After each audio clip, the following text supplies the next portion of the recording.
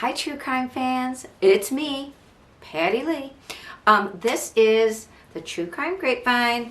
I am your host, the Dyslexic Detective, and we have a big episode today. We are just going to be talking about crime because there's been so much going on. I'm going to do part 2, episode 32, about the trials, because we've got a lot of trial updates. So what we have tonight for you is cases that are covering between October 12th and October 18th. Today, Tuesday. We have 2 new cases, a case out of Oklahoma of 4 men that were unalived and found in pieces, a local river. We've got a Chicagoland story of a landlady who was unalived by a tenant. We've got an update then on the Quinton Simon case, an update on the Excelsior Spring case, Timothy Hazlitt Jr. is the alleged perpetrator. An update on the an update on the Stockton serial killer who was caught, which was fantastic on Sunday, and updates then on the Dylan Rounds case and the Kylie Rodney case. All right, and then the trials. I mean, we've got updates for Letitia Stout, Alex Murdaugh, the Dade Belvallo case, Nicholas Cruz final sentencing trial, the mess that's going on with Daryl Brooks in Wisconsin, Kristen Smart case. There was a verdict today. And there's 2 celebrity cases, the Ezra Miller and the Johnny Depp Amber Heard, the case that will never end. So we've got updates. That'll be episode 2, all the trials. So today we're just going to do the crimes that are in the investigation and the hook 'em and book 'em phases. So not the adjudication trial phase. And that's that. So in case you don't know, if you're welcome back if you've been here before. We've reached 100 subscribers, so thank you. If you're new and you like this, after you watch it, don't feel pressured. But if you'd like to like and subscribe, that would be great. If you have any suggestions, please put comments below. You can hit the notification bell. All the YouTubey things.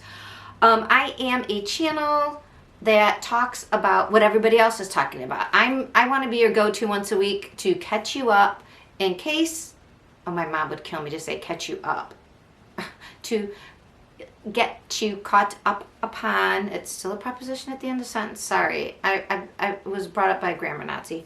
But this channel is to tell you everything that all the true crime channels are talking about. So in case you, unlike myself, don't watch 3 to 4 hours of true crime every day and then go ahead and do further research about it on the interwebs, reading local news, journalism, I will do that for you. So you can sit down next to me. I will tell you all about what's going on in true crime, and you can get caught up for the week right here. Or maybe you have insomnia and you'd like to have somebody just blah, blah, blah, blah, blah, and bore you to sleep.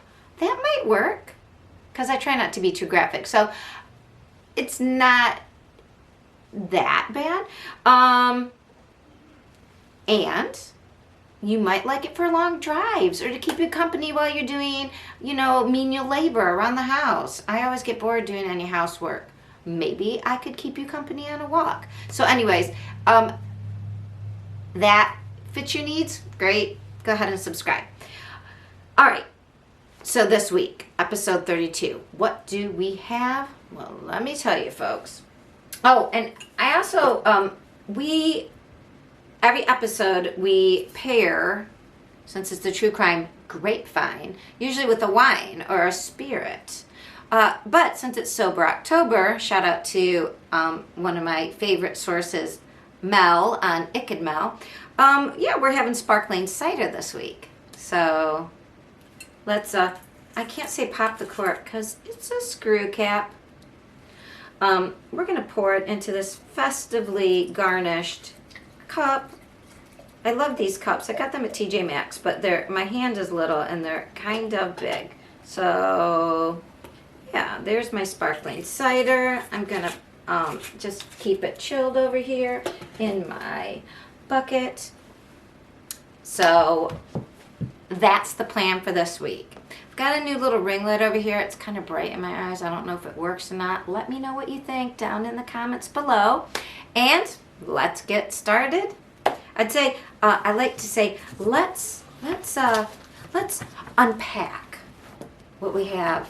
The cases, see, we can literally unpack them. Sorry. My background is in educational psychology. I have a ABD doctorate, meaning everything but dissertation, in educational psychology, but I was primarily a kindergarten teacher, so I like my little themes. So we've unpacked. Let's get going. Our first case. This is the case out of Oklahoma. The city is, I had to write it like, I am the dyslexic detective, so I wrote it phonetically, and I'll probably still say it wrong. Okmulgee, Oklahoma. So 2 Sundays ago, 4 men were reported missing to the police. They had gone on bikes out Friday evening, and it wasn't clear what they were doing on bicycles. So the first reporting was sketchy and wasn't clear about, like, were they mountain biking? These were 4 men, 2 brothers, Mark Chastain, Billy Chastain, who were 30 and 32, Alex Stevens, who was 29, and Mike Sparks, who was 32. And I'm saying was because, so they disappeared. They were reported missing after being gone over a day by their family on bikes, undescribed bikes. And then there were some rumors. So I'm going to take a sip for my first case here, because my throat's a little dry. I don't know about where you live, but it is freezing here in the Midwest. I live near the Ohio-Michigan line, and it feels like winter outside. It smelled like snow this morning. So heat's on. I'm a little dry. But so these men were reported missing on bikes, and Mike at Profiling Evil, he was the first one to sort of say, look, I've heard some things, and we're not going to victim shame, but maybe they were doing something untoward related to salvage yards. Okay, so one's mind goes to, what can you do? Like, were they getting like parts from cars and trying to resell them? Were they going inside salvage yards to get metals that you can resell for lots of money, like copper? It was unclear. But today, the sheriff came out and confirmed. So the remains that were found, at first they weren't sure. There were remains, it seemed, of 4 individuals, and they said remains, so keep that in mind, found in a nearby river. And they said, you know, we have these four missing men. That was this weekend. They're like, so we have to put these together and see, like, if they're the same people, then we have a murder case. If they're 2 separate people, then we have 2 separate cases. Police chief, very communicative, very clear. So today we found out the remains do match the 4 missing men. And at a presser, he had more information that the men were on, like, bicycles, but they had many bicycles at their house. So it wasn't like they know specifically what bicycle, and they haven't found those bicycles. But they are and they're not saying exactly how, but they had information that they were going to these 2 salvage yards, and the phrase was, now I have to get the, I'm not hip to the lingo because I'm a bit of a square. They said, what was the phrasing? Hit a lick. See, that's what happens when you're a square. They said they were going to go hit a lick, which the sheriff and then another YouTuber who's I was going to say criminal, no, YouTuber Judy Ron, and it might have been police off the cuff Bill Gann, and they're retired New York City police officers, detectives, and crime scene investigators, and they were saying hit a lick. That has to do with like going to do something criminal, either a robbery or some sort of crime. Anyways, they said this to a friend who did not go. So that they did tell us, like, that's how they knew. They had an informant, somebody who was invited to go along to hit this lick. Oh, and the lick, the lick. But they said, we're going to hit this lick and it's going to be enough to cover everybody. So whatever they were doing was a big deal. Now we know they were all unalived. The sheriff did also say they were found dismembered. So, and it was gunshots. So, that person whose intuition was like, I'm just not going to go this time. Mel mentioned this, like, they must be feeling so crazy. Like, thank goodness I didn't go, because all the other 4 that went were unalived. They were looking for a specific person. A Mr. Joseph Kennedy, who was, I think, 67. He owned, they said there was a salvage yard that these people were planning on going to, and a scrap yard. And so to distinguish between the 2 places, Kennedy owned the scrap yard. Now they said the actual unaliving took place outside. There's other property outside the salvage yard owned by 3 other individuals, so not owned by Mr. Kennedy. And I think that's an important detail. Why?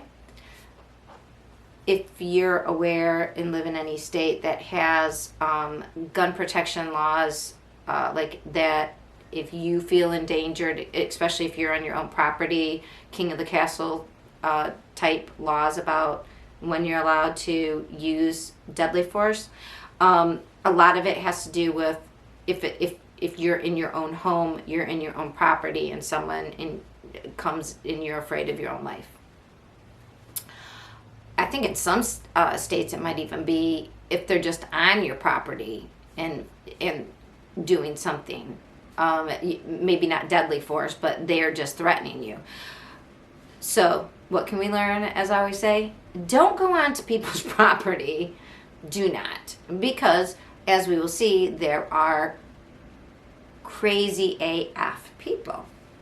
The alleged criminal act is that it appears as if perhaps Mr. Kennedy may have taken umbrage at these 4 individuals and maybe not only chased them off his property, but then took justice into his own hands. Why do I say this? Okay. At the beginning of today, it started out, and yesterday, Joseph Kennedy was a person of interest. They had his, they were looking for his car. Well, by this morning, they found his car, and then by this afternoon, they located him in Daytona Beach, Florida. So this unaliving took place in Oklahoma. He's in Florida. So he ran. He has a background. An interesting background. I forget who said it, but they said the best prediction of future behavior is past behavior. And people can improve, especially when they're young, right? Like people under 26, you figure brain's still developing. But the older you get and the more we see in behavior that you show, that's pretty much indicative of your future behavior. And that's just a psychological truism that statistically holds. and it holds for Mr. Kennedy. Mr. Kennedy, in, I forget what year it was, but he had a problem with 6 gentlemen, I think it was 2009, and shot at them with a rifle. Now, I think he only hit one of them. I don't think he unalived any of them, but it would seem that the term hair trigger temper would apply to Mr. Joseph, because here we have the same thing, and the sheriff is not telling us the caliber or type of weapon that was used, but if you can imagine in the 2000s when there were 6 gentlemen, and it was the same situation. They had broken into his business. And in this situation, there were 4 gentlemen, would have been 5. What type of firearm, what would you think had to be used? Because I can only think of a few that especially you could make sure you didn't have to have great aim, and even if people were running, you could mow them down. I don't know. We're going to be talking about the trial of Nicholas Cruz, so you may be thinking, like I am, something like that. I don't know. That cannot be confirmed. So, and this is all alleged because he still is now arrested and being booked and will be arraigned. So he deserves, his day in court. So we'll say he's, not guilty until he has been said so by his peers. But again, past behavior, future behavior. You make the choice. It just seems a little obvious. And this guy's not, like, what's going on here that, again, anger. He also had a past charge, conviction, for receiving stolen goods, which is interesting because he runs a scrapyard. Now, is he so they were going to a salvage yard and then going to a scrapyard. Was he what are the chances? And again, all speculation. This is just me, crazy theorizing, my dyslexic brain making outside the box connections. No one said anything like this. So, but I am just proposing, perhaps because of human nature, in the situation that's been explained so far and the variables involved. So if there was a salvage yard and a scrap yard, and this man, Kennedy, has been convicted of receiving stolen goods, what might be the chance that someone took catalytic converters or something from a salvage yard, stole them, took them perhaps to a underhanded, maybe scrap yard, and the guy who owns the scrapyard thinks, why should I share? Yeah, this is a nice, tidy profit, and all I have to do. Or maybe there was maybe there was a problem with price, and that's how he handled it. I don't know, and I don't know if any of that took place, and I don't know if we will know. Except, I think they'll get his phone. I don't know where their phones. If their phones were found in the river as well, I think maybe. So again, depending on what people, but phones, man, that digital never dies. If they can connect things, we will probably find out if this was, I just, even though it was on a weekend, so maybe maybe it all happened on Sunday. You don't really go to businesses on Sunday, so maybe it was to do something nefarious, and maybe he just caught them on his property, flipped out, and then had to do something. But then to do that cutting up, and threw them all in the river. And the sheriff said, in his presser, yeah, water, as we know, right, from the Kylie Rodney case, water does different things with decomp. So this has been over a week.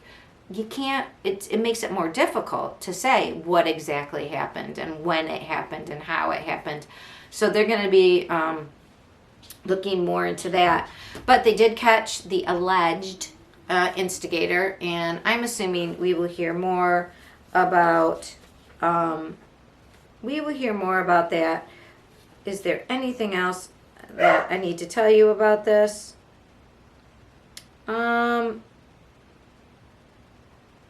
Yeah, it's just really, really, really sad, and we will hear more. So that is the end of case 1. The Oklahoma 4, we will be hearing more about them. And what can we learn from all this? Don't go with your friends when they're planning a heist. Try not to be, the thing about marginalized society, and when we have such a huge gap between the rich and the poor, people take business into their hands and do things. And I'm not going to judge. I mean, we don't want people to be involved in criminal activity, because that makes your, victimology, that puts your risk way higher. But no matter what, it is never okay for somebody to take the law into their own hands, which this person, he meted out his own form of justice. And now, he's in Oklahoma. He's gonna be meeting their form of justice, and I don't think he's going to like it. So I will tell you more about that in a second. So we are up to our second case. This is, let me get to it. Boy, what a crazy, I don't know about your week. How's your week going? It's been a little crazy week. So this is a new case too. So this is our second case. Everybody take a drink of whatever you're drinking. I'm doing Sober October, so it's still cider. I always say, if you want to make anything in October, if you aren't doing Sober October, you can always throw in a little cinnamon. We're not. We've just got our straight apple cider, but that's how you can make it a little Irish. Okay, so there has been a murder of a landlady in Chicago. This is like breaking, just happened today. I heard about this on Mel, who is Melvin. He has a channel that he does live streams. They're usually pretty long. He has callers, very different from this type of format, but I love him. He is great for, first, he gives great information. Secondly, he's pretty respectful about victims and situations, and he doesn't go after randos on the internet, which I really appreciate. He's kind and respectful. He's probably just a good person, but also he has a 5-year-old daughter. Being a parent makes you a little bit different, I think. So anyways, I got this case. He alerted me, alerted all his listeners. Definitely go subscribe. I call these people that I tell you about, if you want to go check my understanding, if you just want more longer form, hours worth of detailed information about a case, I want to give you the source. It's probably also because I was a PhD student, and all we do is told to cite our sources. So I just want to let you know, you're getting I watch a lot of different channels for one case, but I want to tell you who I'm citing. And this one I just picked up today.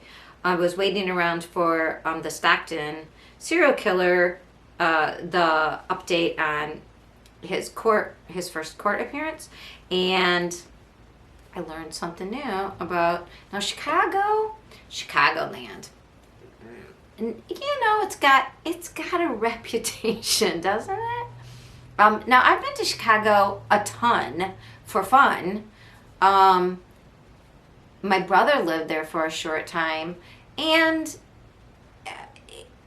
there wasn't all this crime. My brother, the house he moved out of, I should tell that story. There was a murder there. As soon as he moved out, I will tell you about that during a live sometime. But it was crazy. But Chicago, depending on where you are and what you're doing, again, if you listen to Mike King and if you listen to Chris McCullough on The Interview Room, they will tell you about victimology and the risk of being a victim and how it goes up depending on some things you can't control, like your race and where you, like when you're a kid, where you live, where you're born, what you do, like those situations. But other situations you can be a low risk person, but your risk goes up depending on your activities, where you go, how you act. Very interesting. So anyways, I don't like saying Chicago's violent because I personally really like the city and have been to lots of areas of it, and I think it's fabulous. I'm a little afraid of New York City, but Chicago, I walked around there at night. Not in every single neighborhood, obviously. I'm not an idiot. I mean, I just don't feel unsafe generally in Chicago. But this was a different situation. There was a woman, Frances Walker, an older woman in her 60s. I think she was 67. She was a kind individual, I think. It sounds like it. She had a house and she rented rooms to women who are trying to get back on their feet, needy women. And I'm not exactly sure. I mean, she could be like in Annie, you know, like somebody who maybe isn't so nice, but it didn't seem that way. But again, I'm getting this from the first day I've read the story and a number of local sources writing about it, and Icked Melvin from Icked Mel, his impression. But the woman allowed women to stay there. They did pay rent, so they were tenants. Now, you know, sometimes somebody doesn't work out. They don't follow the rules, or, you know, these were people trying to get back on their feet. I don't know exactly what happened, but this past week, Miss Walker did ask Sandra Kollalou, Kollalou is Lou, Kollalou, Sandra Kollalou. I'm going to call her Sandra K, who is 36. She asked her to leave. And the other tenants, you know, they're renting rooms. They heard the screaming and the yelling during this discussion of basically, you're going to have to pack up and you're going to have to get out. Sandra was not amenable to that. Well, then they didn't see Frances anywhere, and then they got strange texts. What were these strange texts?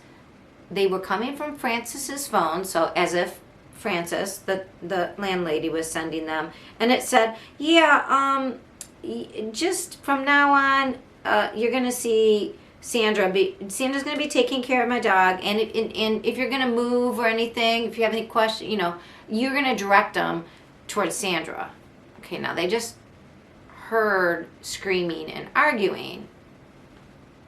They hadn't seen Frances. It seems weird that Sandra is all of a sudden being given all this responsibility. So, like, did Frances leave? But why would she pick Sandra? That makes absolutely no sense, right? And it didn't, and it doesn't.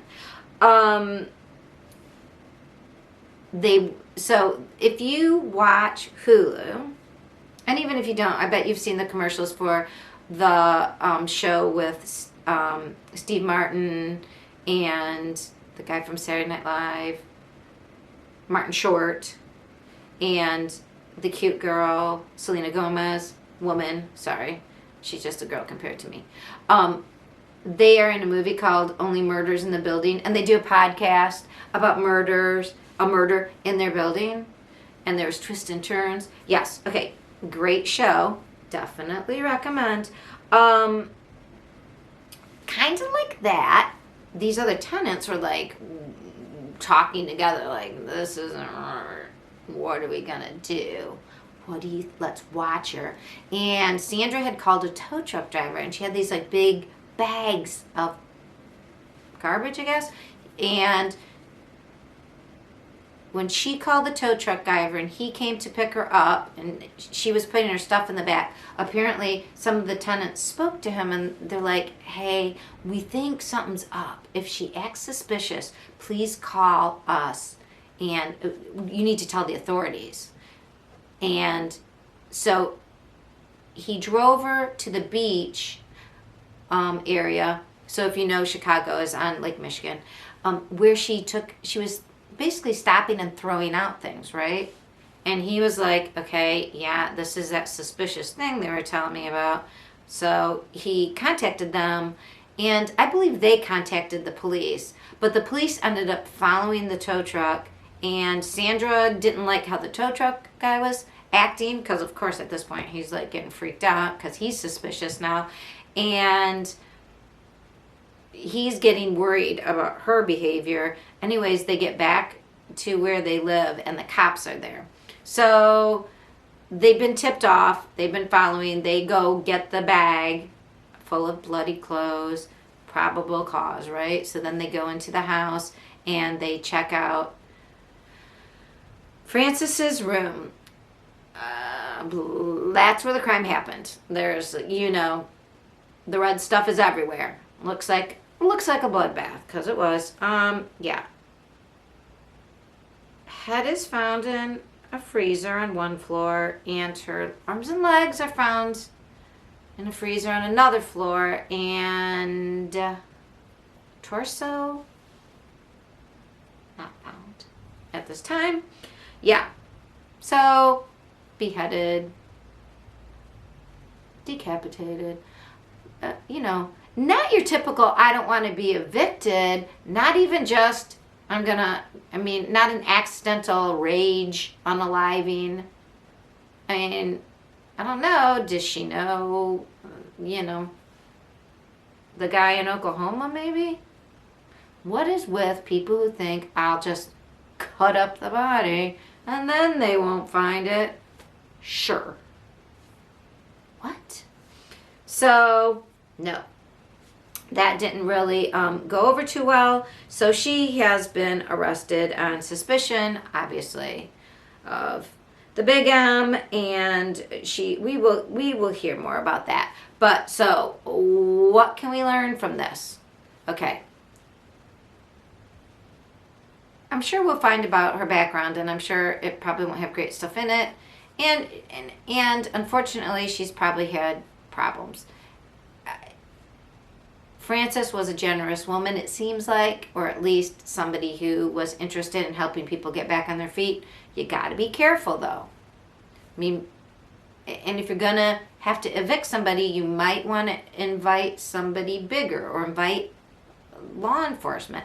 I don't know. I always wonder, like, what can we learn? Like, basically, how can we stop this from happening to us? Because really, a lot of us listen to true crime, not just for the voyeurism, but really to learn about, like it's horrible, and how can I make sure it doesn't happen to me and mine? What can I learn? Excuse me. So, the neighbors, like the neighbors in the murder and only murders in the building, yeah, they basically took, helped the police, kept at it, tied in everybody, and they found what happened to Frances, even though it was horrific. So that was our second new case. I am sure we will hear more about that. So yes, our first two cases, there's not just an investigation, but we have had alleged suspect hooked and booked, as I like to say. Let's go on. Now we're going to do some updates. We have our third case, or if you're from overseas, third case. So everybody, wet your whistle, take a drink. Let's get ready for this one. It's a horrible one. All right, Quinton Simon. So last week, unfortunately, I told you about a 20-month-old just outside of Savannah, Georgia. Quinton Simon, he was the middle of three, and that is a correction, like corrections corner here. It was unclear because it was just unfolding, but last week I told you that there were two children. They were saying three, but then they said two, and the oldest one was 3 years old, and how cognition and mistakes sometimes work, I was like, oh, we're not hearing a third name. We heard of a brother of Quinton named Zane. He's the oldest. And then they had said 3 kids, but nobody said another name. Well, that was because the 3rd child was a newborn. It was a little girl named Sky. All the same mom, 3 different dads, which we know happens, so we're not going to make a big judgment, but we are going to judge the mom. The mom, for whole different reasons. She's only 22, so her brain's not even fully formed, but she doesn't seem to have had much of a chance, and I don't know how we can help her, even though she's not fully developed. And if you don't know, your brain's not fully maturation, like physically mature, with all the myelination, which is the insulation of the nerves in your brain that helps everything run really quickly. You still have to use all those neurons, use it or lose it. But the physicalness of having everything myelinated and running on high speed, as it were, helps to think of things before you actually do them. Like to be able to go, if I do this, then this might happen. That forethought starts about 11 with really concrete things, and abstract things, builds and builds with both maturation, which is done about 26, 25, and experience, nature and nurture. That's my lecture for that. So in this case, we don't have it doesn't seem like the mom, Liliana, it doesn't seem like she had good, a lot of chance herself with nature or nurture. Her mom seems to have the same types of problems she has, with a little abuse of substances and just a hard life. As I said, I don't like to judge marginalized people, but we all know that some marginalized people, even if they're sex workers or even if they are people who do live on the edges and there's criminal activity, they're not all predators. And they try to get up and out. They try to get educated. They try to be good people. And so it doesn't, just because if you are in some marginalized activity, that doesn't mean you're a bad person. Also, let me just say, I got a thumbs down, I believe it was last week, and I think it was on the Quinton Simon broke out Little Park case. And I just want to be clear, the person didn't say why, but I don't believe that anyone is born bad, and I have a firm belief that people need to know where they come from, even if where they come from isn't like the most positive or pleasant. So I believe in like open adoption, and that doesn't mean like the birth parents live with the adoptive parents or anything like that. I just mean like a once a year visitation, just so it's clear. No, we chose you, and that was this is your, and this person loves you. It gives that child a sense of, oh, I know where, and the more they know that person, they're not going to be able, an adoptive parent doesn't ever lose a child. And having more people love you, it's like step parents or whatever, it's better for the kid to know everybody involved and not to have that weird, somebody gave me away, because they hated me because I'm bad. No, if you see them once a year your whole life, you probably realize, oh, that person has problems and I'm so much luckier to be with this family. Or maybe the person doesn't have problems and they were just young, and you're like, boy, am I lucky that even though they were young and they didn't have they gave me up, and I have 2 great sets of parents. So I think last week I intimated that because she was young and, what do we say, young and dumb, but she also had a lot of addiction issues. And now we know from legal filings, I mean, this isn't just young and dumb.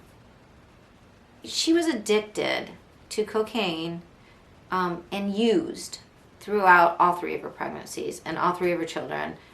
It appears, through what we've seen so far in the documentation, all 3 were addicted at birth. And she admitted her baby girl Sky, just born. So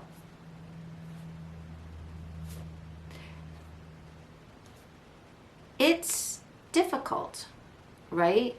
I mean, and you look at her growing up time, and it seemed like her mom had a really hard time growing up, and her mom lost custody of her.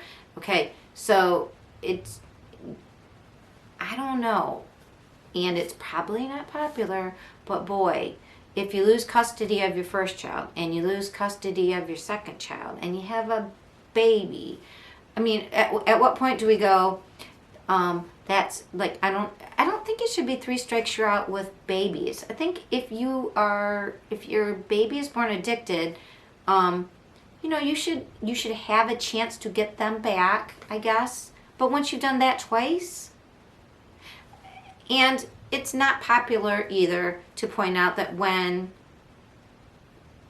I think kinship is important, and I think lots of times when children are taken away, there should be an opportunity to stay within the family, but maybe, in this case, the mom lost custody. The daughter then is repeating. Now there's a dead child. At what point do we weigh children that are new coming into this earth over, and I'm not saying she never should have seen her child, I'm just saying living in the same household, that was a problem. How do we know it's a problem? Well, we know that it appears from everything we know now, we're not sure if Quinton was even alive when his father said he saw him at 6 a.m. and then the mom reports him missing at 9:42 in the morning. So that's almost 4 hours difference. And then the weird text messages, I don't know how he was, who knows what he knows. Apparently he sent the first text, or his phone did, right? That's the other thing about phones and texting. You don't know if it's really the person. The first text could have been from Leilani, the mom. I'm saying Leilani, and I think it's Leilani. I have to think of like South Seas, which, sorry, that's my dyslexia. Leilani and Leilani look very similar to me. It is Leilani. Leilani could have texted on Danny's phone. Now, Danny said he left for work at 6 o'clock, and he was gone. In fact, after all this stuff happened, I think he came back to the house and spoke with the police, and then he went to Atlanta. So we know what he thinks is going on, sort of, or we could infer that maybe he didn't trust Leilani either. So now the one thing that is not confirmed, but I think makes a lot of sense, and I forget which creators mentioned it, but apparently Leilani's brother had an app, like an ADT app, security app on his phone, and he could see that the back door was open between 2 and 5 a.m. Now, if and the other thing we do know for sure is that the police got a search warrant for the pool, and a number of police-based podcasts said it is unusual for police to get a search warrant for something outside, because usually outside, I think that was on, Igad Mel was listening to Nancy Grace. Anything outside is usually, you don't need a search warrant because it's not inside your home. But they did get a search warrant for the pool, which means they may have suspected there is evidence that they're going to need to use at trial in the pool.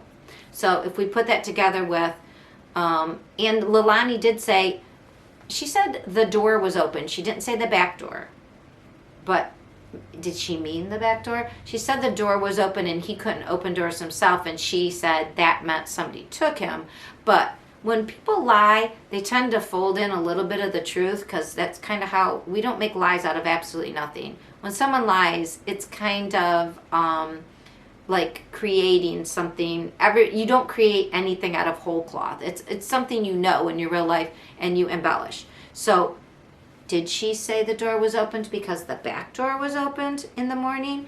Was she using? Or was she just tired? But did she go outside to smoke or talk to somebody or do something at 2 o'clock in the morning and fall asleep out there? Did she have Quinton with her? Was Quinton up, fussy, whatever, and she fell asleep. Somehow there seems to be some negligence, and this is all obviously hypothetical, but this is the scuttlebutt on the interwebs. But because of how they were looking at that pool, because they emptied it, probably checking it for DNA, they're thinking, did he maybe somehow get in the pool, or put in the pool? We don't know. The claim is Leilani doesn't remember what happened. She has amnesia about this moment, about anything that happened around Quinton. Now, if between 2 and 5 when that door was open, there was some sort of accident / unaliving, and she put the baby back in the pack and play, you'd walk by and see the child sleeping. It reminds me a lot of what we said that in the Lori Vallow, Chad Daybell case, when Lori Vallow's brother, Alex Cox, had JJ on his shoulder, and Melanie Gibbs said it looked like a sweet moment, or David Warwick. It looked like a sweet moment that Alex was putting his nephew to bed, and now they think maybe JJ was already unalived, and Alex was basically just carrying him in the house, or on his way to being unalived. So, was this a similar situation? We don't know, because we aren't law enforcement. So these are all horrible things that have come out. So the police have named Leilani as a suspect. It's their primary suspect, and they say they have no others. And they say that they are looking in the landfill. Now, it was trash day, the day Quinton went missing. Now, do they have those?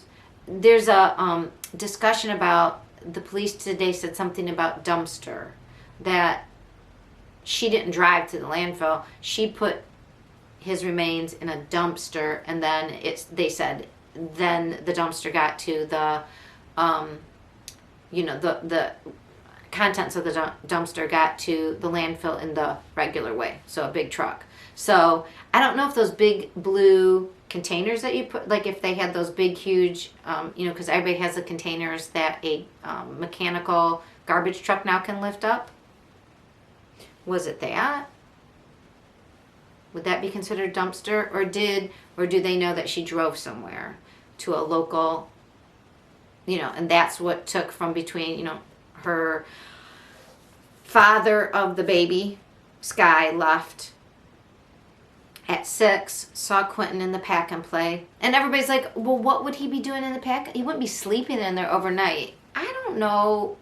It's funny because you can tell when there's rich people only who, like, on vacation, my kids slept in a pack and play, and they're like, they'd sleep in that, like when there's a baby part that like the Graco ones have, like a little sling.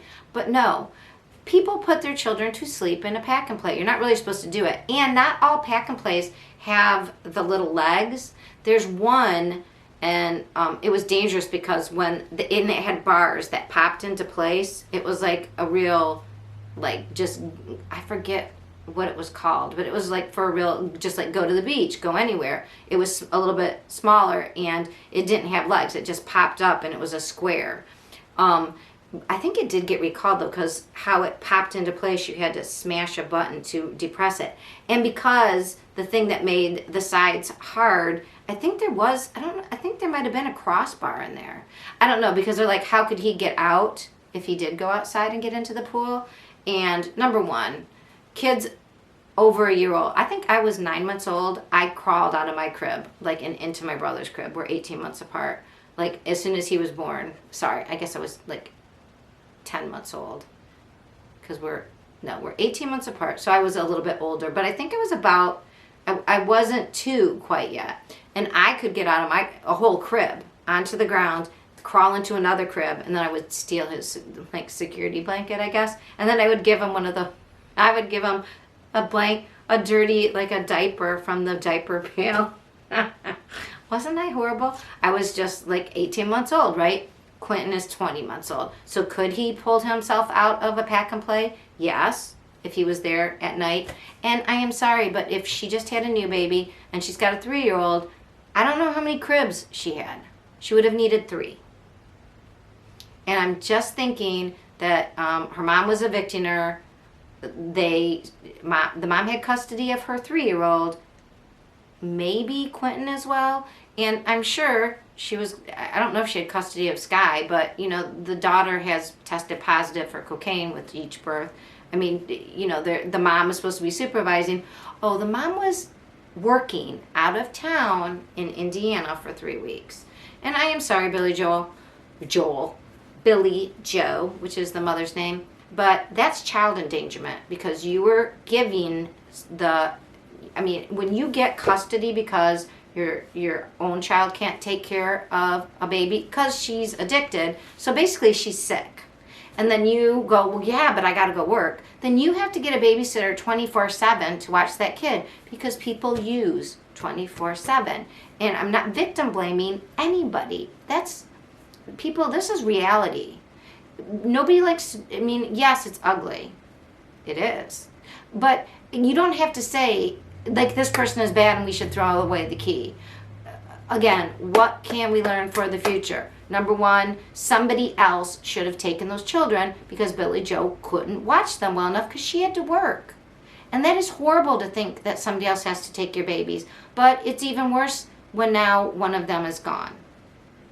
The other last thing about the Quinton Simon case, besides all my pontificating about what I would do to make the system better, right? Everybody's concerned because at the presser they said, everybody wanted to know, the grandmother had said, she let the cat out of the bag and said, look, my daughter, we all saw that on, if you didn't, it was on Twitter. It was reported right away that Billie Jo was saying her daughter had unalived her grandson and that her grandson was in a landfill. And there was like, oh, holy crap. That's, not only is that crazy, but why don't they go get, how do they know this? Why don't they go get him? Okay, so here's how they search a landfill. And if you go to if you go to Twitter and search Quinton Simon landfill search, oh God, what a horrible query, you will see that Brett, one of the Savannah area reporters, he wrote a tweet with a photograph. I'll try to have it inserted here, but they know the general area where that house is, or wherever, they know what dumpster she used. They know where it's put in the landfill. But what they need to do then, and they did stop all other incoming trash to that area of the landfill, they have to take dumpster by dumpster, like a big pile of that area, then they lay it out, and they have to have people in a line go through it to find. And he's a 2-year-old, not even, tiny. They have to be careful and methodical. So last weekend when they said, yes, we assume he is unalive and we are going to go look in the landfill, but we've got to get organized, that's what they're organizing. They've got FBI from Quantico, because Quantico does all the studies about decomp and how to look, and they've got FBI from Atlanta, and they've got all the Chatham County police. So say a little prayer or send up good vibes or whatever so that they can quickly find him. It is sometimes hard, even if they know for sure someone has been hidden or, interred, thrown away at a landfill. They can't always find the person. Let's hope.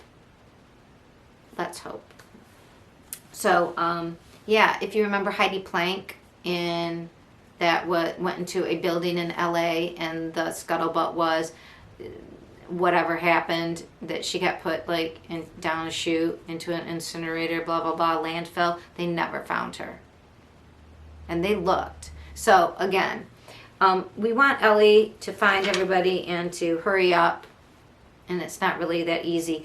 The mom, Leilani, and the grandma, Billie Jo Howell, did go to court on Monday, not for anything related to Quinton. It was a hearing, a custody hearing about the other 2 children, because Billie Jo has custody of the 3-year-old. And the 3-year-old and Sky's father, so Danny is Sky's father, and the 3-year-old's father, I think, lives in New York State. They attended by Zoom to the hearing, and it was closed to the public for privacy and other reasons. So we don't know what happened. Billie, not Billie, the mom, Leilani, everybody's worried that she's going to run, and the cops are saying no, she's not a flight risk. I think she's in a drug rehab. And I think they can't say anything because of the health violations of privacy laws, but I think that's how they know where she is. Because she's not in a hospital, they said, you know what I mean? I bet she's doing a drug rehab. So, trying to get clean, which is good, which is what we want for her. But I think the kids are out of the house and I hope they go to, a safer place. I think Billie, the grandma, needs to, I think they all need space and grace to get their lives together, and she's going to have to be helping her daughter. And I don't know about the fathers getting the kids. The oldest father, they said he isn't they never did the legal. He'd have to come to Georgia, get a DNA test. I hope he does. He wants to. We don't think about it. If you ever had to get divorced, fight for custody, it's expensive. And so people with a lot of money end up just making deals with each other. Oh, well, we see that in the Wagner case and what happened with the Rodins that led to that Pike County massacre. I mean, custody is messy, and if you don't go through traditional routes, and even if you do, it can be messy. But I mean, the father doesn't have legal rights because he's not legally the father yet. I mean, he has to have a DNA test. Expensive.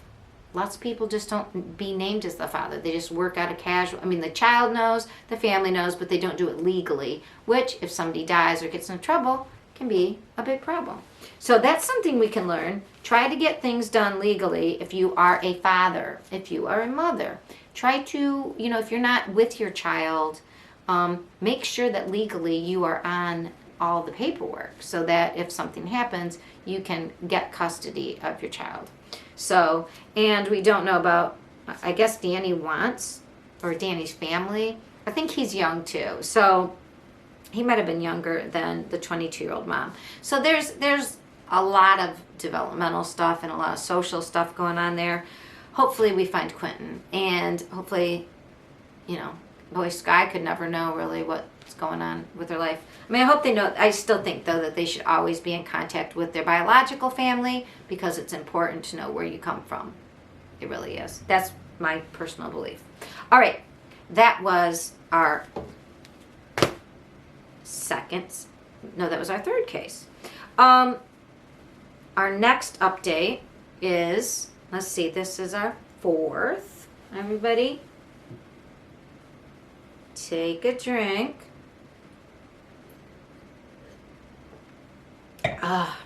Parched. All right. Excelsior Springs, the Timothy Hazlitt update. Kansas City killers. Okay.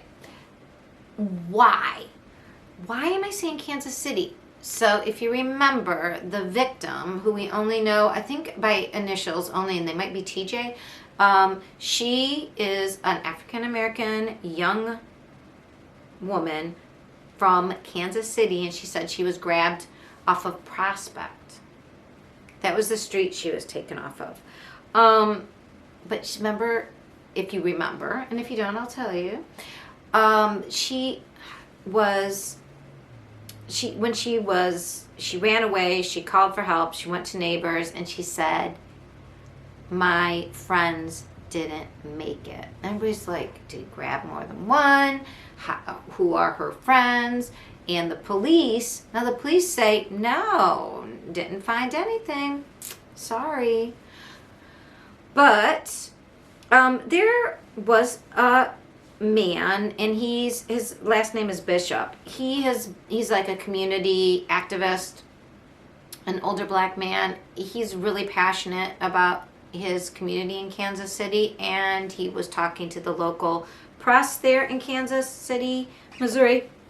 Excuse me. And he was explaining that this isn't, that there's 4 girls that have gone missing and only one now. This woman who escaped is alive, but there's 3 others that they don't know where they are, and that he has been telling police these girls are disappearing and being snatched off the streets all around Prospect. And he intimated that he didn't know if they were sex workers. They might have been girls just partying, but they were taken advantage of. And when they disappear, because they could be assumed to be throwaway people because they're marginalized. I spoke to you last time that this reminded me of the if you go to Netflix and watch the Times Square serial killer, vibes, complete similar vibes, down to I think they sort of look alike. And similarly, in the Times Square case, the perpetrator also was getting divorced and had a child, and had a weird basement room, and weird sexual deviance. I mean, and go watch that documentary on Netflix. It is it's in 5 parts, I think, or 7. Unbelievable, but really well done. And I think I spoke to you last time about it. Also incorporated things about culture and the fact that the women in that case were sex workers, and not all of them. They found out there were a lot of other ones, the start of the serial, that nobody was aware that were his neighborhood people. So Tim Lee Hazlitt Jr., I get vibes. Alleged that he is guilty and proven innocent by his peers. Right now he's just, got the R charge, the SA charge, kidnapping, holding someone against their will charges. But I don't know, but Mr. Bishop's interviews, go watch, Google Bishop, Kansas City, is there a serial killer? Because the law enforcement no. And he even says, look, it's football season. We have the Kansas City Chiefs. I guess the World Cup's going to be there. It's a big area for people to come and visit. And we've spoken in the past, if you've watched my channel before, and if not, let me give you a little political history, sorry. But in the 80s, we got rid of how we funded state mental facilities. And when they gave states the chance to just, here, take the money, you don't have to just use it for this. It's like when anybody says, hey, instead of I'm going to pay your rent, I'm going to give you the money for your rent, and then you can decide how to spend it. Do you think they chose to spend it on mental health facilities? No. So in the 80s, throughout the 80s into about 90, all the state mental hospitals were people who are the homeless. They got closed down, and then the homeless population just exploded everywhere. So in Kansas City, Mr. Bishop was saying, look, these people, they don't want a problem. They want to hide the problems. Literally brush it under the carpet. And speaking of brushing away, he said, he was speaking to the journalist, he said, who is in the Kansas City area, and he said, the homeless encampments. Have you seen the homeless encampments? And the lady behind the camera says, well, no, because, he said they bulldozed them. They took all their stuff, they bulldozed their camps, and they dispersed into where? They'll just go somewhere else.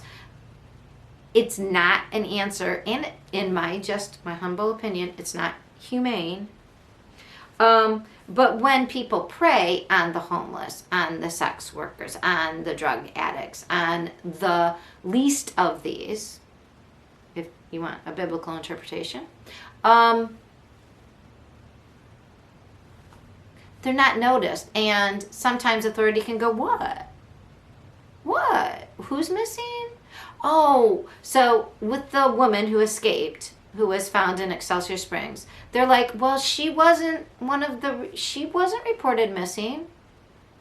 Okay, so you can miss it if it's not careful, but the law enforcement is reported as saying, well, you have to report someone missing. You have to go down to the station, which means interacting with law enforcement, or, on your computer, filling out a missing persons report.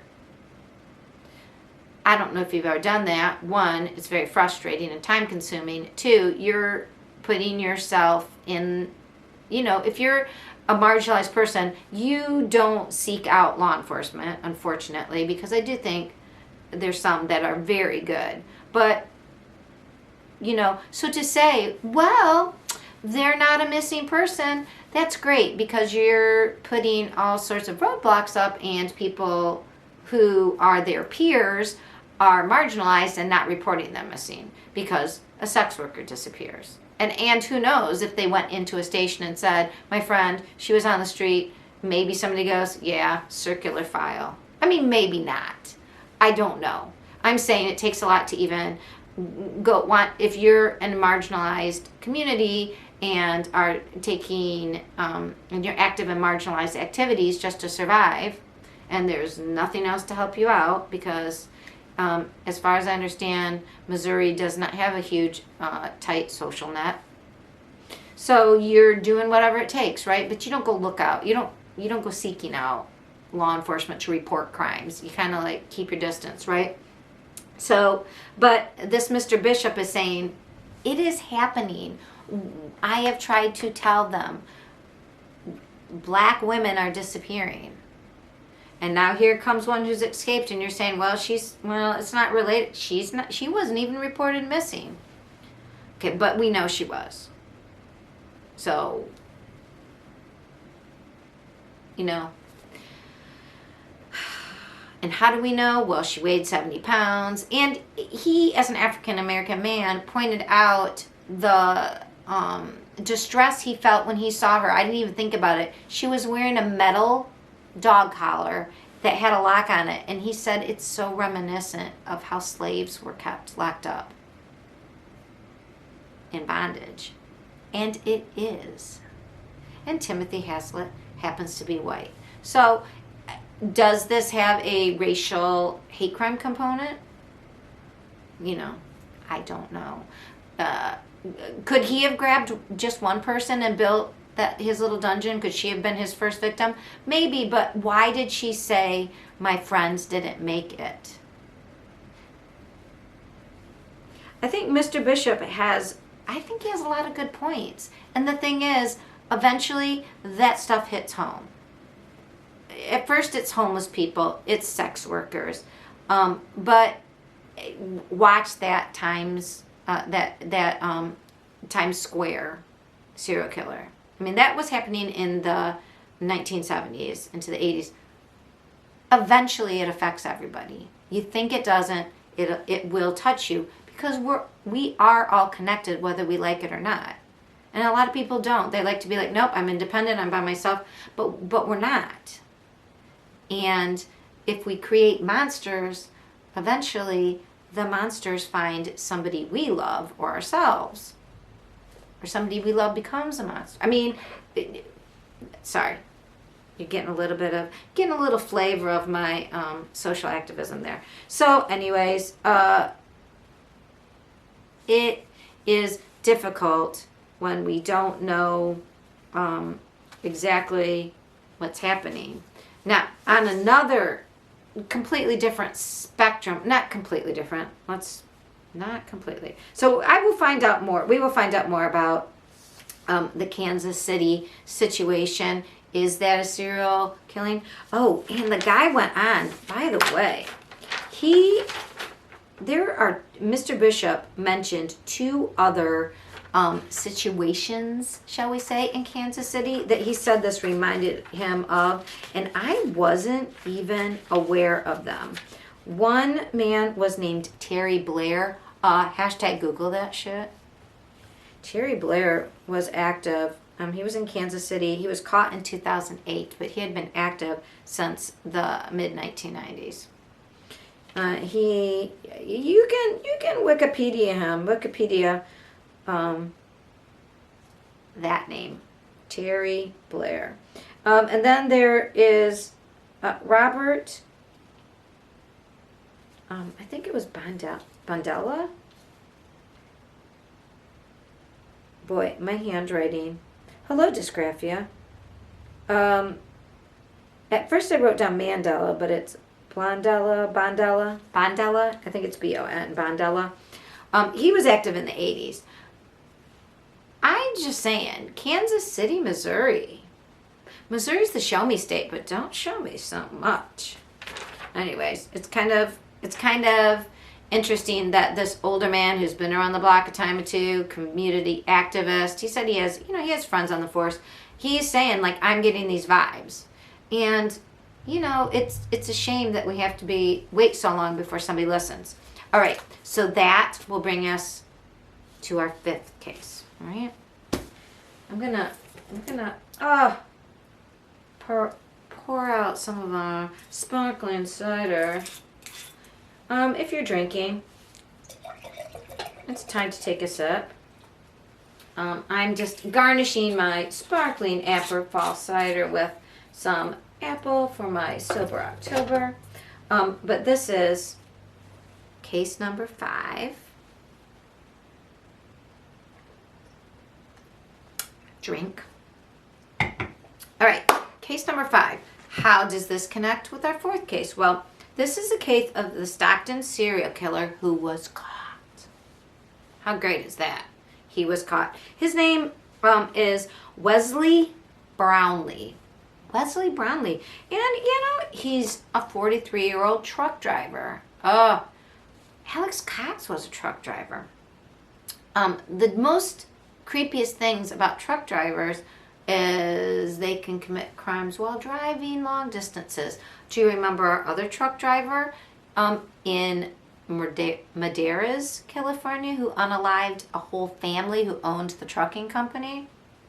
Remember that guy? What? Come on. Now, I know a lot of farmers who also part-time drive trucks, so I can't say I think all truck drivers are whatever, but this is a pattern.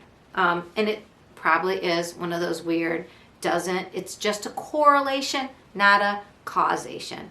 Being a truck driver doesn't cause you to be a serial killer. It's just matched up in these cases. Probably doesn't mean anything. All right, but I thought it was interesting. That's not what's alike about case 5 and 4. No. What's alike about Wesley Brownlee's case is the victims that are similar to the victims in Excelsior Springs / Kansas City, Missouri. What? Marginalized people. The only known survivor, Natasha. She's the very light-skinned African-American woman who was shot 9 or 10 times. One was a graze wound, I believe.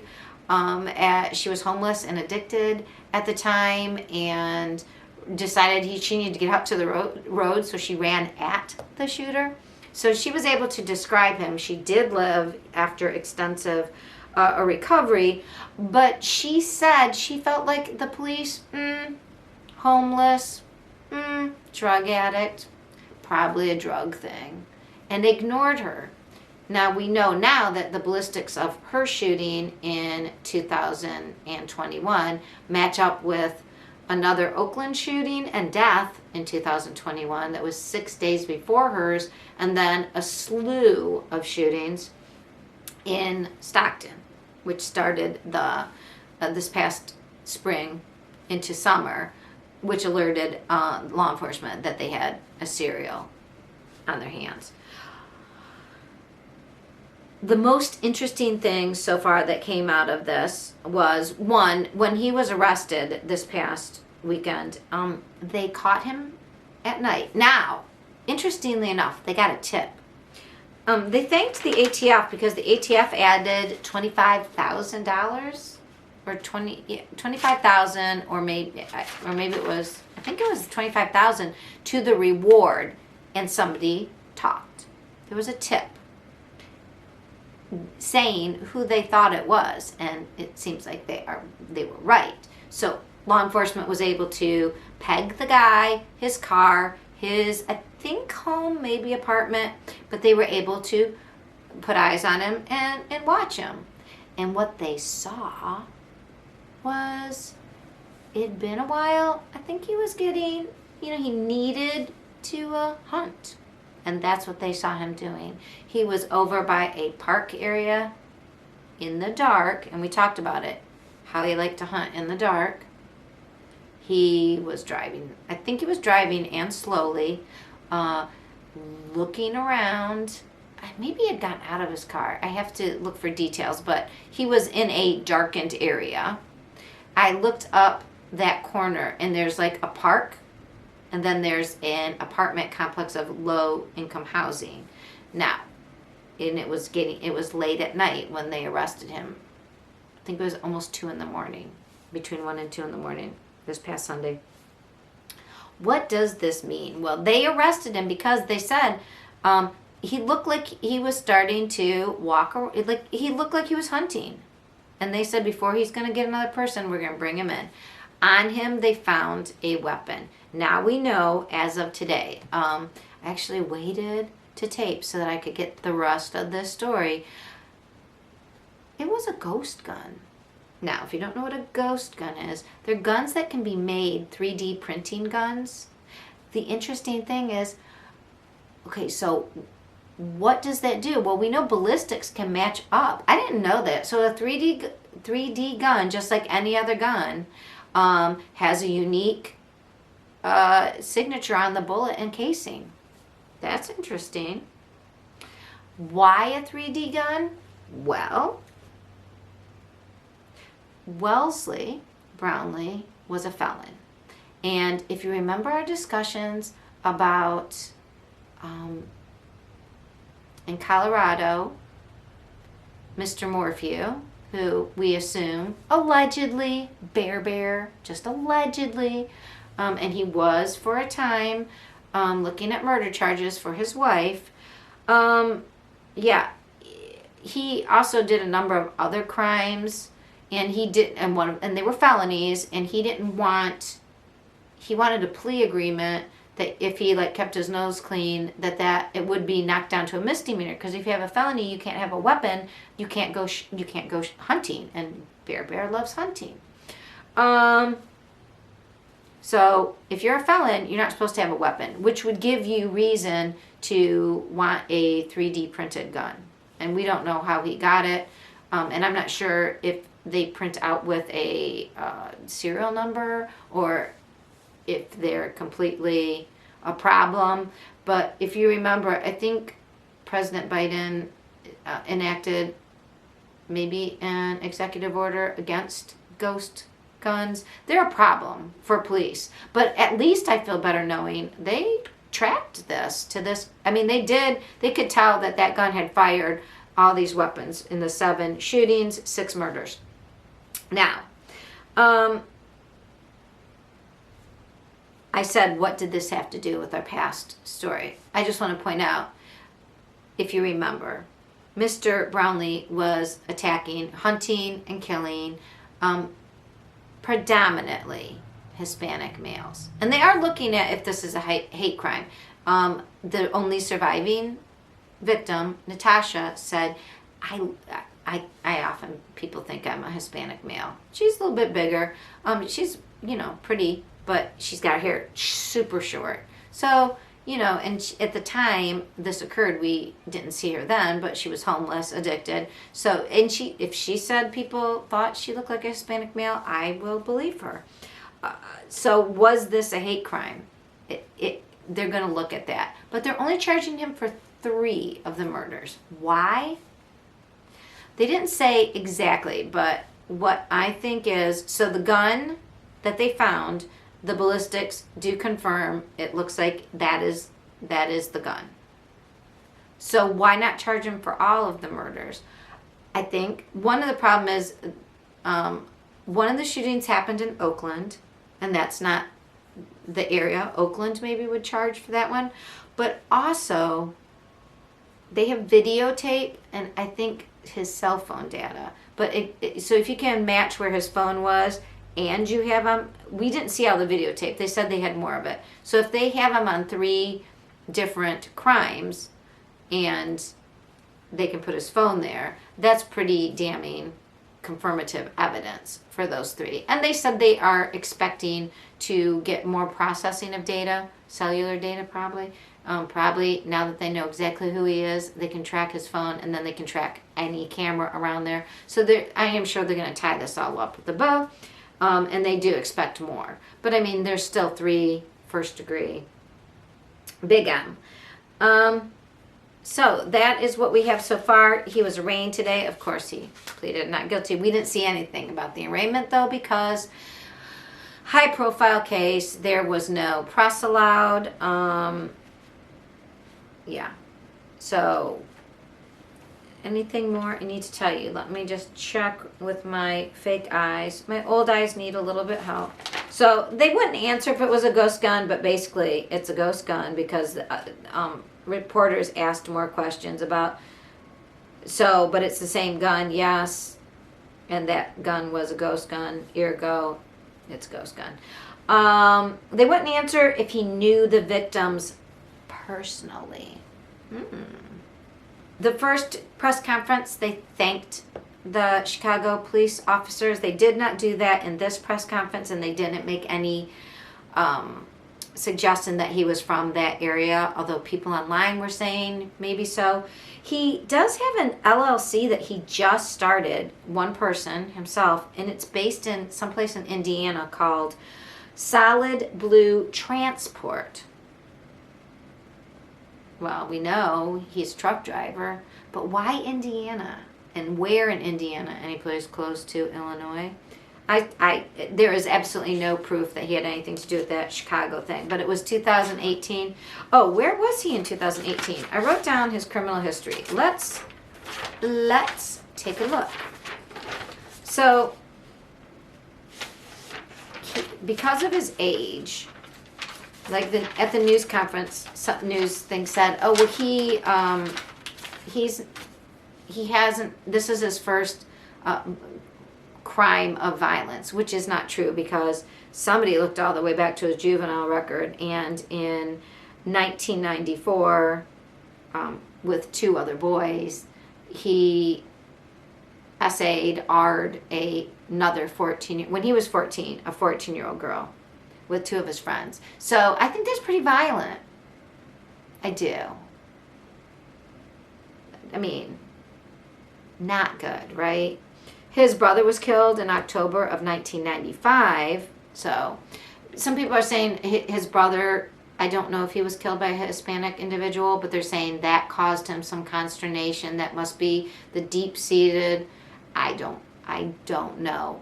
I don't know, but I do know that the other violent act happened in May of 1994 when he was 14, prior to 1995. So he seemed to have very serious issues very, very early on. And he was selling, the cocaine, and then he was selling, when he was an adult at 18, I mean, not really, we know the brain's not fully formed, but, legally he was in trouble for selling crack, and then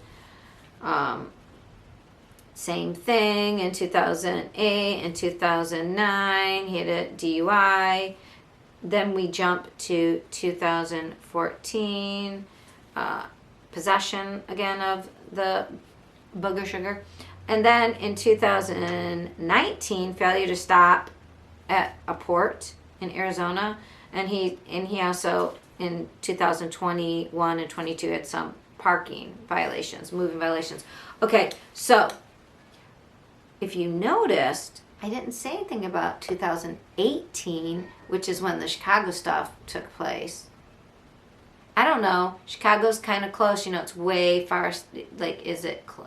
It's close to Gary, Indiana. I don't know where his trucking company took place. I don't know. It was just, I thought the person could have looked like him at a younger age. Maybe not. That's my crazy conspiracy theory. So I think the police have been pretty upfront about what's going on. They're probably going to go after more of those counts. They've got the, goods on him for 3, and 3 will put him away for a good long time. So I think, like, the community seems to be safe. Somebody asked, like, do you think he was the only one doing it? Now they know. Yes. All this, they've got the gun, they've got the ballistics, they've got the person. I'm sure they're going to study him. If you have any tips, 209-937-8167 if you know anything else about Mr. Wesley Brownlee's circumstances, if you have any more information. And they are looking into handing out that reward. So, all right, that was our 5th case. Now we're up to case 6. And this is an update for, so everybody drink, the Dylan Rounds update. I would like to say we have found Dylan Rounds, but as of today, as far as I know right now, we have not. But his mom and dad sat down with Nate Eaton, and they were talking about the last update I told you about, which was, it was the Diesel brothers who are the ones that were helping with the drone work, and all that imagery is being processed. It's a special, like, full spectrum drone that can then also look at just like the reds or just the blues, or every spectrum of light. And there's a whole science to it. Duty Ron explained it, as well as Candace, the mom, and Justin, the dad. They sat down with Nate Eaton and were talking a little bit about that. So, and that is available on YouTube. Candace she's just an inspirational figure. She will not stop trying to find her son. And they knew things about the investigation that, they're not supposed to let out. And but Box Elder seems not to, the stuff that's going on, it's very frustrating. Lack of communication, but also lack of doing anything. So they knew Dylan went missing the Saturday morning of Memorial Day weekend. He was talking to his grandma. It was going to rain. He had to go move his grain truck, and that's all anybody ever heard from him again. Well, Candace and Justin, his father, now just let people know. So, number 1, they had said that the police didn't want them to tell anybody, but the key fob for his truck, it came back into his trailer. What else came back? A pistol. And they said they knew it wasn't there because there had been pictures taken of his camper. Also, the daughter had been in there cleaning it, and it showed up right on the edge of the counter, right where the key fob, she said, turned up. So,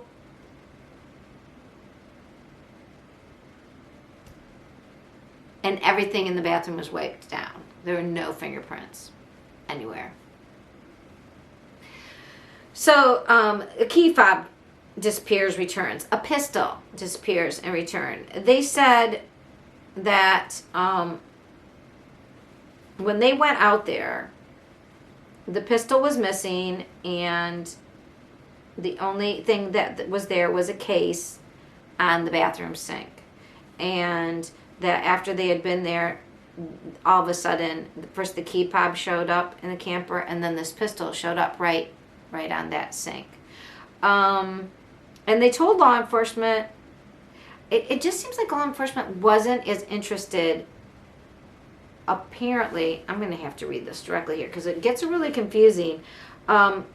So they were outside of Lucin, and only this Jim Brunner and Don, who worked on the farm, and if you go back to my very first explanation of this case, around a few weeks after Memorial Day, we talked about Don had a fight with Dylan. Don and Jim Brunner, I think, had worked for Dylan's grandfather, and Dylan was planting, I believe, alfalfa, getting it ready. It was almost ready.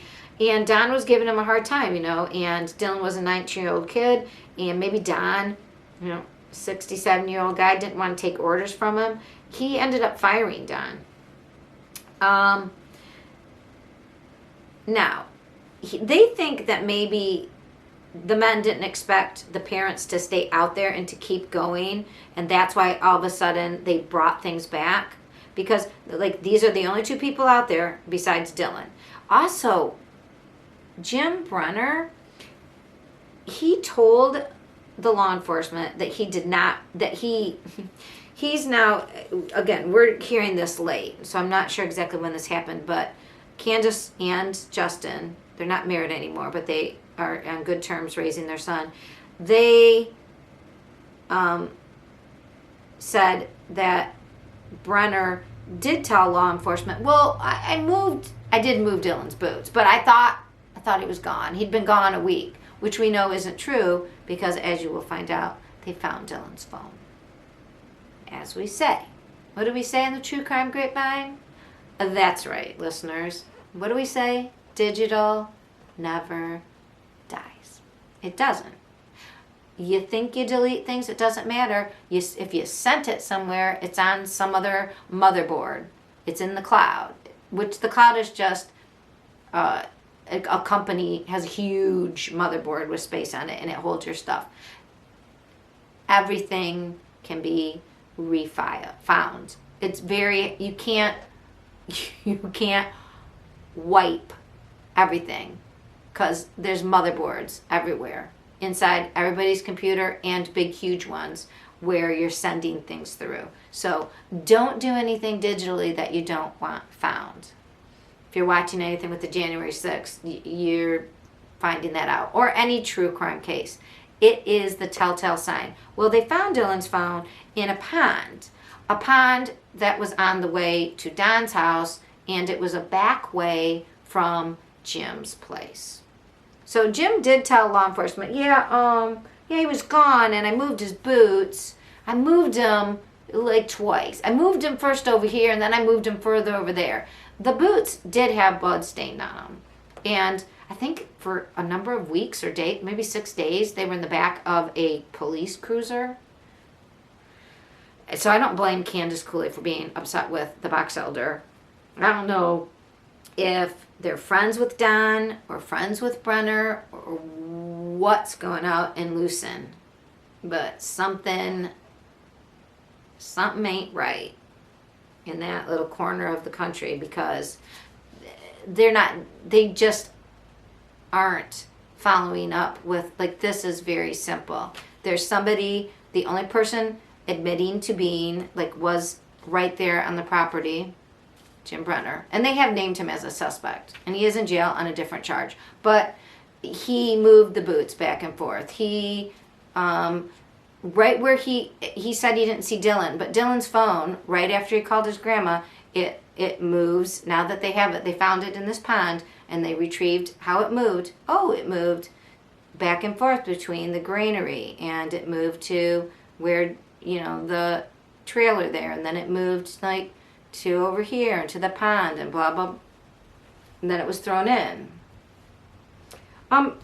Brenner also tried to talk to the family, and he mentioned that he thought they should go out. What did he say? I think this is where they're going to find something, because he was telling them, oh, I saw this other guy. So he's been trying to blame this Chase Ventura. No, not Chase Ventura. That sounds too much like, you know what I'm talking about. Chase Ventura, who was a down and out guy, but he wasn't. He was already. The parents said no. They saw him on video. He was far away. There's no way he could have done it. But he was saying, "Oh yeah, I saw Chase. He was. I think you should take a 4-wheeler and take that road out to Clinton, Utah." And dude, and we know if that's the way to Wendover. We also know that Don and Jim went out to Wendover. I just think that's where they're going to find evidence, because he's trying to say, oh yeah, I saw Chase do it. And sometimes people aren't very good when they're trying to point the finger and they tell on themselves. What does it say? If you're pointing the finger, you have what, 3 pointing back at you? And like I said, we do know in cognition that when you lie, you sort of like put a little bit of the truth in it. So it really seems like, allegedly, and this is all speculation just for entertainment purposes. And if you like entertainment, true crime purposes, edutainment, please like and subscribe. Yeah. Evidence that comes and goes and pops up from the disappeared person. Boots with blood on them that nobody seems that interested in, that one person admits moving, a phone that was found in a pond right where two old salt of the earth guys, you know, right between the two places they live, you know. Also, the very last thing, and I find this so frustrating listening to Candace, and I know why she's going insane, and I guess there's been no overstate lines that much, but I'm sure, gosh, they could have gone to Montello, Nevada. But for garbage bin, so while the parents came to look for Dylan, somehow Jim Brenner was allowed to go into, it sounds like a shed, a big pole barn maybe, where the grain truck was kept, the one that, was it the area where his truck was found? Anyways, he was allowed to take out 4 bags of garbage. And they said it wasn't like it cleaned out, because when they went back into that place, it was messy with all kinds of garbage in it. Again, reminiscent of, you know, Mr. Bear, who had to take his trash. And didn't he have 4 bags? 4 to 6 bags? And he was dropping them all over Broomfield because he was cleaning out his truck. And they said, but when they looked inside his truck, it was all sloppy still. It seems like there's some commonalities when people need to explain things to Ellie. I don't know. This is allegedly. It is for edutainment only. It's my opinion, my speculation. Don't sue me. Anyways, the Diesel brothers have matched the $100,000 reward for Dylan. So now it's $200,000 if you know where Dylan Rounds can be found. So if you know anybody in Lucin, if you are friends with Jim Brenner or Don, I would start talking. Because if you know anything, you've got $200,000, 200,000 reasons why to make Candace Cooley and Justin Round's life just a little bit easier so they can bring their baby home and put him to rest. That would be a good thing, right? Yes. So that's where we stand. Hopefully we hear, it's going to take a while to go through the footage of the drone. They have to analyze all of that. They don't want people out there going over the land. It's private property. Please do not go looky-loo going out there. All right. So that is what we know. Please, prayers, good vibes. I got all my information from the Nate and Eaton East Idaho News. Go follow them on Twitter. Go follow Nate Eaton. I also, I'm trying to think of, Midwest Equisearch with Twyla and Dave Reeder. Our sponsors work with, the law enforcement liaison is Duty Run. So go follow Duty Run, at Duty Run. He is a great person. In fact, we're going to talk about this next case because he finds experts. Because I can tell you about some psychology, but I don't know criminal psychology, and that's a whole area of expertise. But I can tell you a lot about people's motivations. But I'm not a doctor. I'm not a death investigator. I'm not a cop. And those are all areas, that's why I listen to all the different perspectives on all the different interwebs, because I'm really good, I think, because of my dyslexia partly, at putting together things and making an overall idea about it. But it's really getting the good sources that matters. That's what's hard.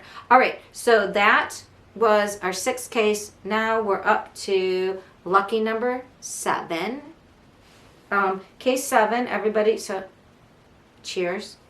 Cheers to Kylie, Rodney, and her mom and dad, and I'm wishing them some peace and wishing that we all can just chill. Okay, so the prelim autopsy came out.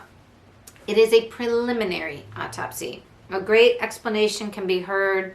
Judy Ron has had a number of discussions with Ed Wallace, who was a criminal, like a CSI guy for New York City, and police off the cuff Bill Cannon has spoken with Phil, I'm not going to say his name right, Phil Garaldi, another retired New York City detective. They are having on Barbara Butcher. Barbara Butcher is a death investigator. She's analyzed over, 800 death scenes in New York City. Seen it all. And they're also going to have, which is a comment that I left on his page, was what about a forensic forensic pathologist? Because we were talking about these preliminary results. And the interview room with Chris Madonna. Mick Donna. It's TIR for the interview room. He has a YouTube channel. He used to be a CARD member. A CARD member is the children's, crimes against children, people that go out. There was a CARD team that went to Quinton Simon's case. So Chris Madonna, he knows a lot. Boy, he was very active in the Petito case. He's really a passionate and knowledgeable investigator. He's retired now. He also had a son who died tragically at 20, like Dylan Rounds, like a lot of these kids, very young, too young. So he knows about a lot of this experience, both professionally and personally. Okay, those are my main squeeze sources. And I think it's really important with the Kylie Rodney case, especially at this juncture, that we get the advice and information from professionals, because what we think looks sketchy and seems, and I'm going to talk about it too, because there's still some things that don't make sense from what the experts told us. There's always exceptions, but critical thinking means not accepting just because an authority told you. You want to understand what the authority said, but you want to be the believer of the truth. So that's not being a conspiracy theorist. So I want to talk to both sides here. I want to say to people who don't understand, psychologically, we don't like when young people die accidentally for any reason. It makes life seem, it's not like, what can you do? It seems like life is chaotic. It's not fair. We don't like things that are chaotic, unfair, when especially people who shouldn't, for all intent purposes. Like, we can't look at that person and say, oh, they had a risky lifestyle. They were a quote unquote bad person, which I don't believe in bad people. I believe in bad choices, but that's, my whole teacher stuff. But seriously, when we see people that seem like, prime of their life, innocence, we ask, why would that happen to them? That's when we start going, well, I think there was something. I think somebody did it. We want there to be that, because then we can make sense of it, and it's not so chaotic and scary in our deep reptilian part of our brain that doesn't like that kind of weird, unfair thing. That's what gives people PTSD, when things are too unmoored from reality and logic and fairness. It just makes everything seem dangerous. We don't like that. And so that is as all humans, that's our response to something that throws us off. We say, oh, but there is a secret reason, even when there's no evidence. Now, on the other side, I love you, Bill Cannon, and you have the best voice. He sings. He did a coffee morning with Cannon. He sang a little bit of Danny Boy. He also sang some like more modern stuff. Listen, And he's got a heart of gold. If I could pick a grandparent, I would pick Bill Cannon. He's just a great guy. I love him. But Bill, sir, detective, retired, please quit calling people, please quit saying, oh, they're just crazy. Oh, they're nutballs. People aren't, there are some nutballs. Ask Mel. He knows the nutballs. But there's a lot of people in the middle who, like, psychologically can't handle what cops know, which is bad things happen to good people. But not everybody is a nutball. Some people just really, their lives are such that why would this isn't right.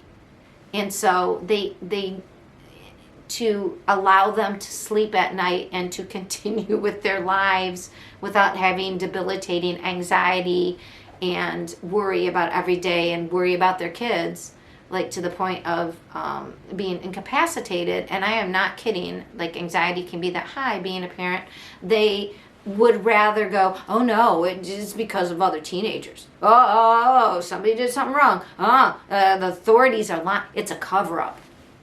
It's not because they're crazy. There are some, right? It's the distribution curve. You've got those 2% on either part of the tails that are the extremes, but you've got the 68% right in the middle. And so I'm trying to, let's try to bring it to, like, what do we know?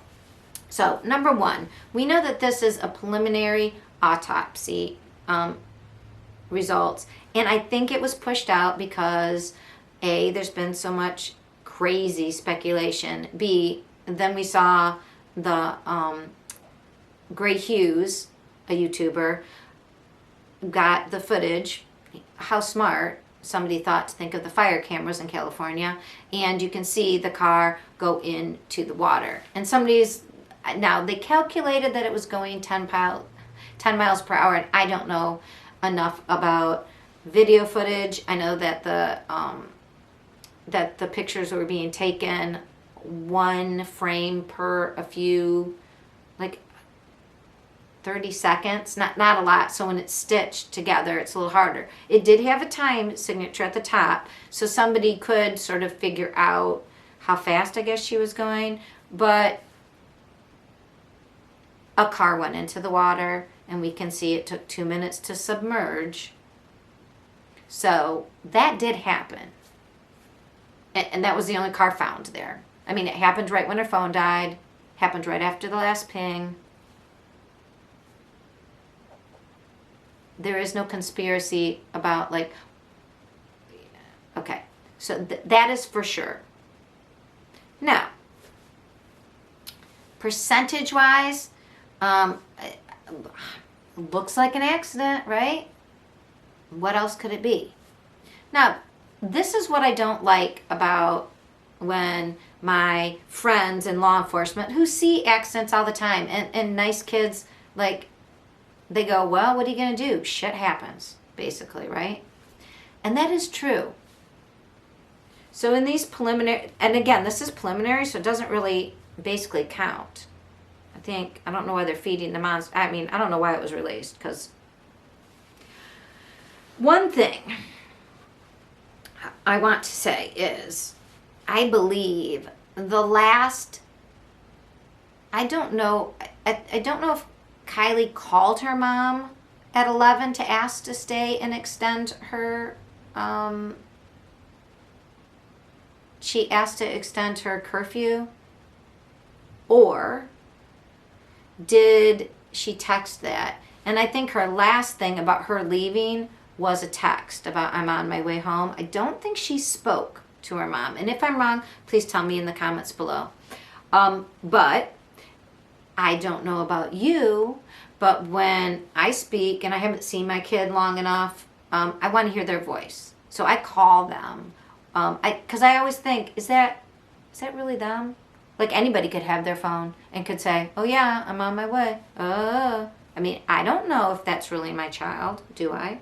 So, depending on when the last actual voice speaking with her mom was, we can't say for sure. You can't say it was her. I mean, I don't know how she spoke. There are ways. In fact, Duty Run had somebody who was who analyzed, not just like writing, but also like looking at people's like even you have a voice when you write, even when you write texts. Like, do you capitalize things? Do you misspell things? Do you use big words? Do you use full sentences? Do you use punctuation or not? All of that stuff is a pattern.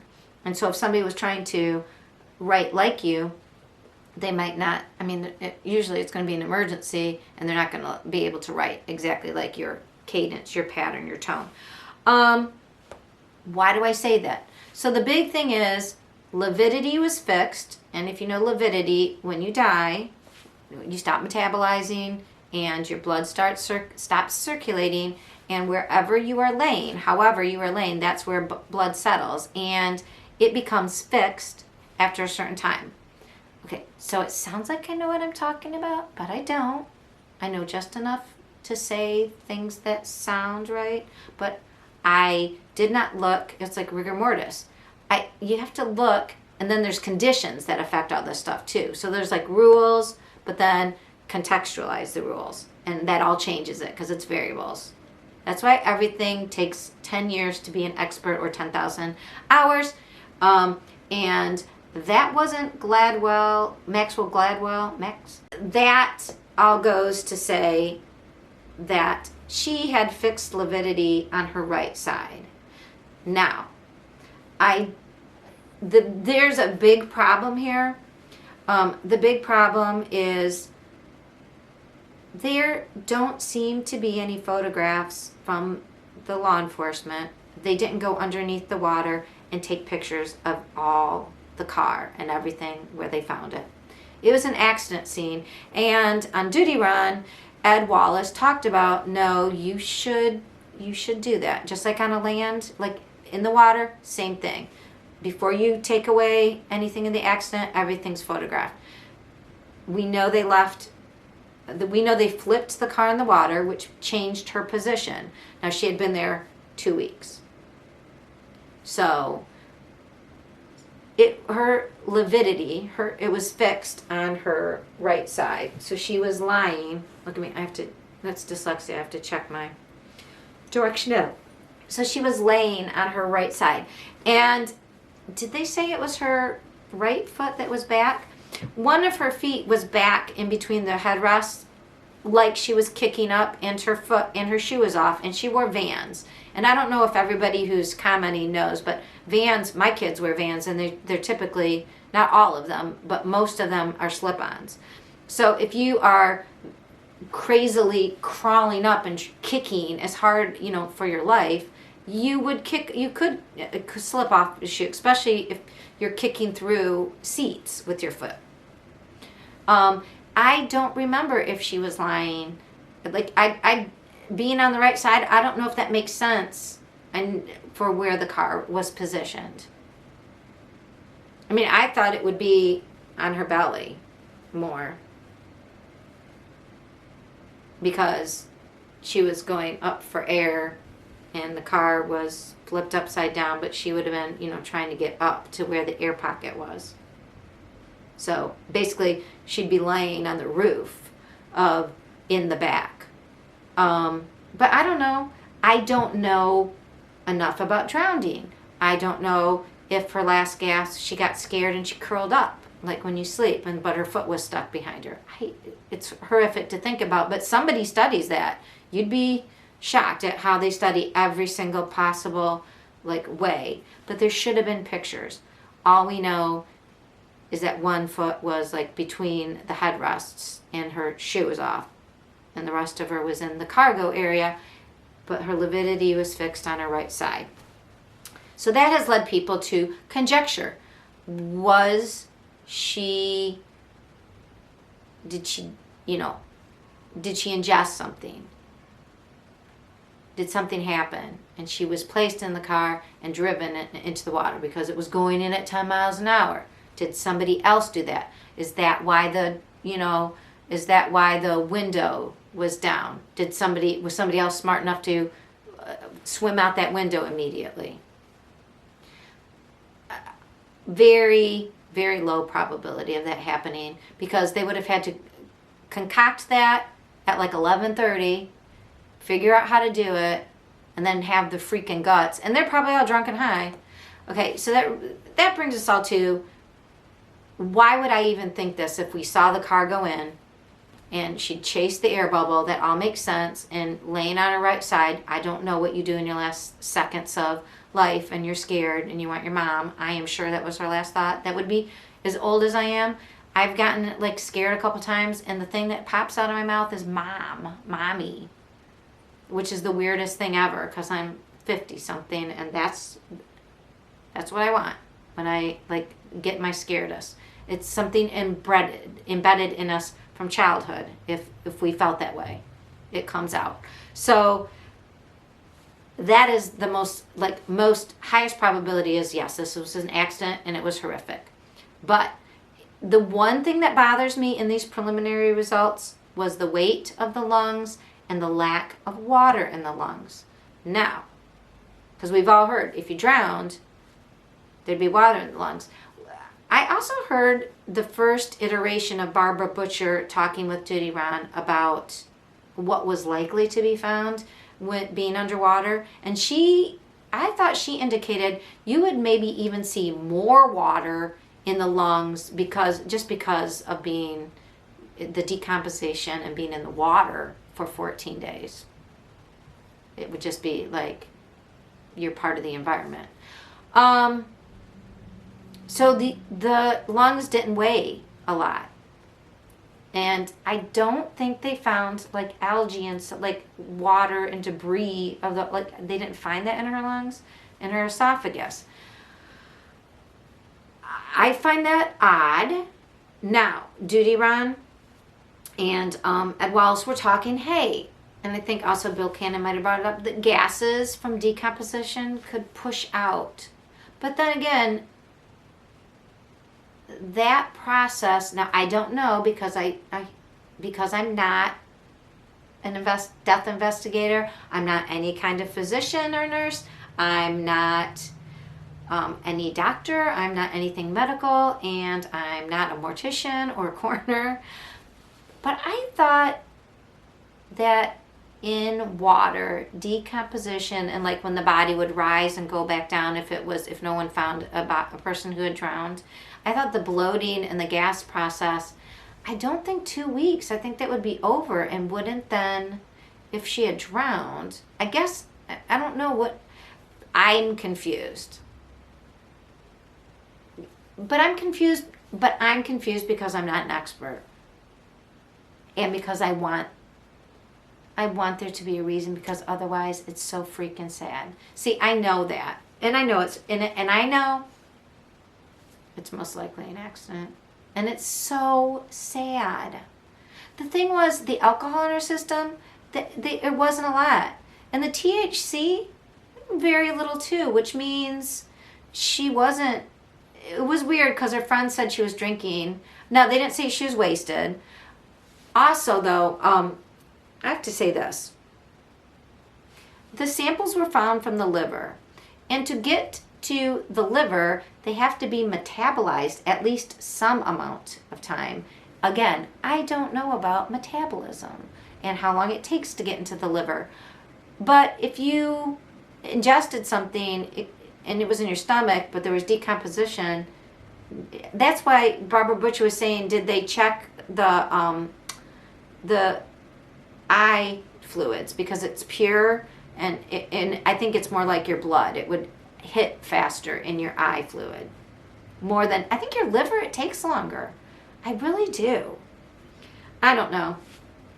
So, and THC, we know, can stick around for a long time. So it doesn't seem like she was drunk. He even said the level of alcohol or gosh, I can't even say that word.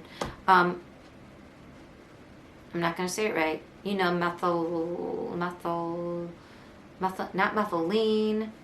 whatever. The level of alcohol in her system, that what they checked for when they did the gas.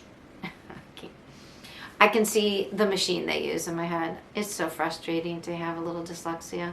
But anyways, they run gases on things, and they can tell from that. And the little bit of alcohol, it doesn't seem like they said it could be just from decomp. Your body makes that sort of gas when you're, after you've stopped metabolizing, and there's decomposition. Anyways. Oh, and does any of this bring back Kylie? It really doesn't. But if somebody did something, they should pay. So that's the only, so when Bill Cannon, and they're like, people just want to be crazy, and they're just loons. I mean, they're really calling names. I want to say, look, A, we don't know. B, it is natural. It is psychologically, and I know that from my professional background. So Bill Cannon, let me just tell you, I know you're a cop, but from a psychologist type point of view, it is normal for people to want to find some justification. We want logic, we want patterns, or it seems random and chaotic, and we have a hard time dealing with that. I think if you've watched my Kylie Rodney, besides when I did, I still think it went in backwards. I don't know how it got flipped around the way, but I don't know exactly how it was. And that's the problem. We never will, because there weren't pictures taken. The only thing we have is Adventures with Purpose. I hope they release their whole video. Maybe they will after the full autopsy is out. So this is just the preliminary, and which means they could all go, and that wasn't right. I think they just want to tell people, along with that, the photography evidence, and you don't see anybody else. I think you might see in the water splashing, although the biggest thing is lights. So without lights, I don't know if you would see somebody splashing, like swimming back to the car. But I think you might, because it would have been a disturbance. I don't know. 99%. I mean, there is 1% where I would be like, if it came out like, and there was something hinky, like I don't like the lividity on the right side, but that's because I don't understand. I don't like the lungs being like, it seems like there's not a lot of water in it. I don't like that. I don't. Those two things both set off little, I don't like it. I don't think anybody we saw the car go in. Yes. I mean, was the car pushed in? It doesn't look like it from the videotape. But it was rolling slowly. Nobody jumped out. Did somebody get out through that open window? I mean, she probably had the windows down because it was August. And even though it was cool in the mountains, she probably felt better. I don't know. It's just hard to say. So I understand both sides. As a scientist, but I just don't, that's the problem when you don't understand everything. I think if I understood, I want to hear what Barbara Butcher's going to be on duty, Ron. I think you should watch it. I know I'm going to. And he's going to have a forensic pathologist. That's who I want to hear. Because it's an expert who we need to explain things to us. Because we don't know.